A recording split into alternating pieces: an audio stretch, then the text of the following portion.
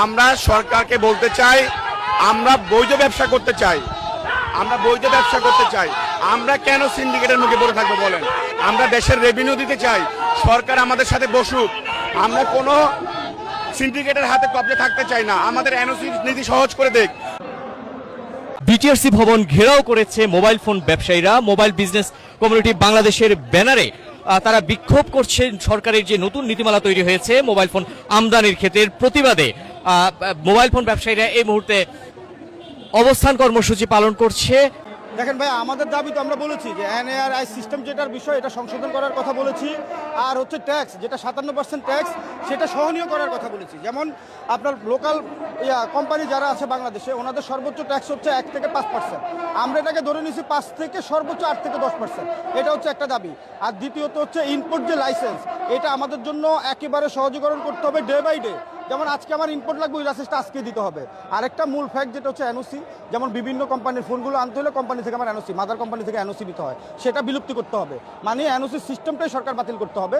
এই এনওসিটা আমাদের ব্যবসায়ীদের জন্য বলে নিতে হবে গলার কাটা। কারণ কি, মাদার কোম্পানি যারা আছে তারা আমাকে 50-100 পিসের জন্য কখনোই এনওসিটা দিবে না। তো আমি সরকারের কাছে আমাদের মূল দাবি এনওসি বিলুপ্তি করতে হবে। মোট কয়টি দাবি? আমাদের দাবি হচ্ছে মূল 10টি। আমি যেটা মেন আমি 3টি তুলে ধরছি, বিভিন্নভাবে বিভিন্ন যারা জানে ওরা তুলে ধরবে আপনাদের কাছে। দেখেন, আমরা এই পর্যন্ত সবগুলো মন্ত্রণালয়, এটার সাথে যারা যারা জড়িত সবগুলো মন্ত্রণালয় চিঠি দিয়েছি। আমাদেরকে এখন পর্যন্ত কোনো মন্ত্রণালয় থেকে কোনো প্রকার কোনো রেসপন্স করা হয় নাই। আমরা এর আগে কারণ বাজার, আপনারা জানেন, আমরা মানববন্ধন কর্মসূচি ছিল, যমুনা ফিউচার পার্কের সামনে আমাদের মানববন্ধন কর্মসূচি ছিল, আমাদের মানববন্ধন কর্মসূচি ছিল চট্টগ্রামে, আমাদের মানববন্ধন ছিল বাংলাদেশের সবগুলো বিভাগীয় শহরে। তারপরও সরকারের টনক নড়ে নাই। সরকার একটা বিশেষ সিন্ডিকেটকে, এই পুরো ব্যবসাটা সরকার আসলে মুষ্টিবদ্ধ একটা সিন্ডিকেট হাতে তুলে দেওয়ার জন্য আমাদের সাথে কোনো প্রকার কোনো নেগোসিয়েশনে না গিয়ে, কোনো প্রকার কোনো কথা না বলে সরকার একটা নির্দিষ্ট গোষ্ঠীর কাছে এই ব্যবসাটা স্থানান্তর করতেছে, যার ফলে ক্ষতিগ্রস্ত পুরো বাংলাদেশের 20 কোটি ভোক্তা যারা মোবাইল ব্যবহার করে তারা সবাই, যার ফলে ক্ষতিগ্রস্ত। আমরা যারা ব্যবসায়ী আছে 30,000, আমরা আমাদের এখানে যারা কাজ করে এরকম 3 লক্ষ মানুষ এটার সাথে টোটাল ডিরেক্ট ইফেক্টেড।